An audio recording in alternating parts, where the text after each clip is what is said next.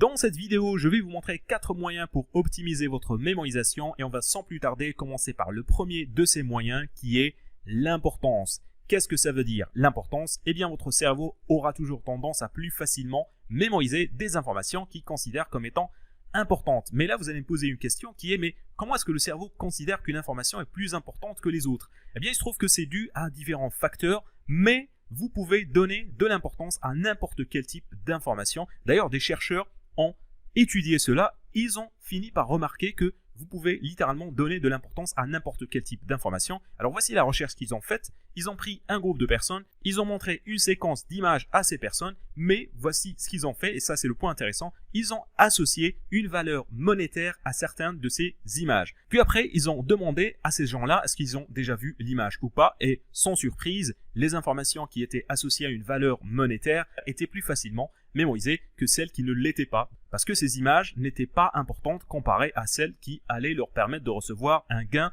d'argent.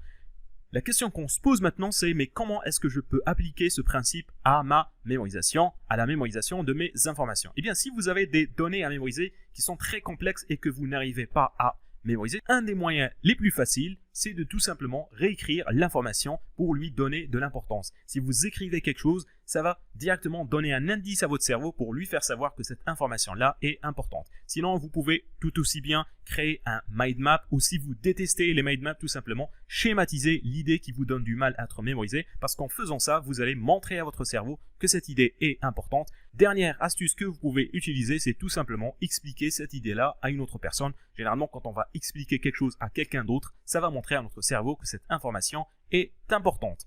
Deuxième moyen pour optimiser sa mémorisation, c'est l'utilisation d'associations. Alors là, pour vous expliquer, je vais directement vous montrer la recherche qui a été faite par les scientifiques.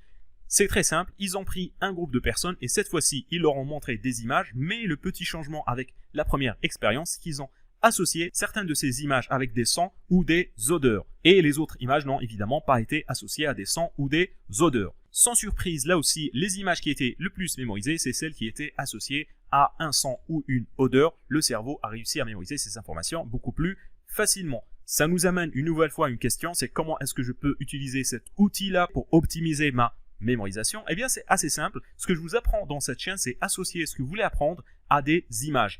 Transformer ce que vous voulez apprendre en une image. L'exemple que je donne très souvent est celui-là. Le squelette humain est composé de 206 os. Si vous voulez mémoriser cette information, vous allez l'associer à l'image d'un squelette conduisant une 206. Alors, je sais, ça c'est un peu complexe, ça va vous demander d'entraîner un peu votre créativité, mais un moyen extrêmement simple, c'est de tout simplement associer les informations inconnues aux informations que vous connaissez déjà. Comment est-ce qu'on fait cela concrètement? Eh bien, c'est assez simple. Vous pouvez faire ce que j'appelle la catégorisation. Alors, c'est quoi la catégorisation? Eh bien, vous allez diviser les informations que vous voulez mémoriser en 3 catégories. Les informations comprises, les informations peu comprises, c'est-à-dire que vous comprenez à 60-70%, il vous reste quelques points que vous n'avez pas complètement bien compris. Et enfin, les informations pas comprises du tout. Ce que vous allez faire après, c'est tout simplement essayer d'associer ce que vous avez compris à ce que vous n'avez pas compris et à ce que vous avez peu compris. Ça va vous aider à améliorer et optimiser votre mémorisation. Troisième moyen pour optimiser sa mémorisation,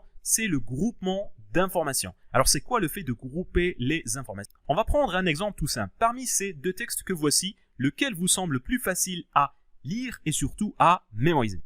Normalement, c'est le texte de droite. Pourquoi? Parce que ce texte n'est pas seulement une succession de mots, c'est des passages de texte qui ont été divisés avec des titres et les passages ne sont pas très lents. Vous voyez ici que vous avez plusieurs titres et les passages de texte ne sont là aussi pas très lents, ce qui permet de faciliter la mémorisation. Comment est-ce qu'on fait pour appliquer cet outil à la mémorisation, pour optimiser votre mémorisation? J'ai un petit système de groupage que je vais vous montrer maintenant. Il consiste tout simplement à diviser les informations en 4 grandes parties. Les informations connues, alors quand vous allez lire un livre ou une leçon, vous allez toujours tomber sur des informations que vous connaissez déjà. Des nouvelles informations, des choses que vous venez d'apprendre. Troisième catégorie, ce sont les informations incompréhensibles. Et enfin, dernièrement, les informations contradictoires, c'est-à-dire les informations qui contredisent ce que vous connaissez déjà. Évidemment, il existe d'autres moyens qui permettent de catégoriser et de grouper les informations. Nous allons les voir dans les prochaines vidéos, mais je vous conseille déjà de mettre en pratique le système que je viens de vous montrer ici. Et enfin, pour terminer, 4e moyen pour optimiser sa mémorisation, c'est la répétition. Évidemment, si vous voulez mémoriser quelque chose à très long terme, vous allez devoir le répéter. voici un petit schéma de répétition que je vous conseille. Premièrement, répétez les informations que vous allez mémoriser à la fin de votre session de mémorisation, c'est-à-dire que si vous allez mémoriser pendant 1 heure, vous allez répéter tout ce que vous avez mémorisé pendant cette heure-là. Deuxièmement, répétez les informations apprises à la fin de la journée. Si vous avez passé 5 heures de révision dans une journée, eh bien prenez 30 minutes à 1 heure de répétition à la fin de la journée pour fixer tout ce que vous avez appris. Troisièmement, répétez les informations le lendemain, préférablement le matin en vous réveillant.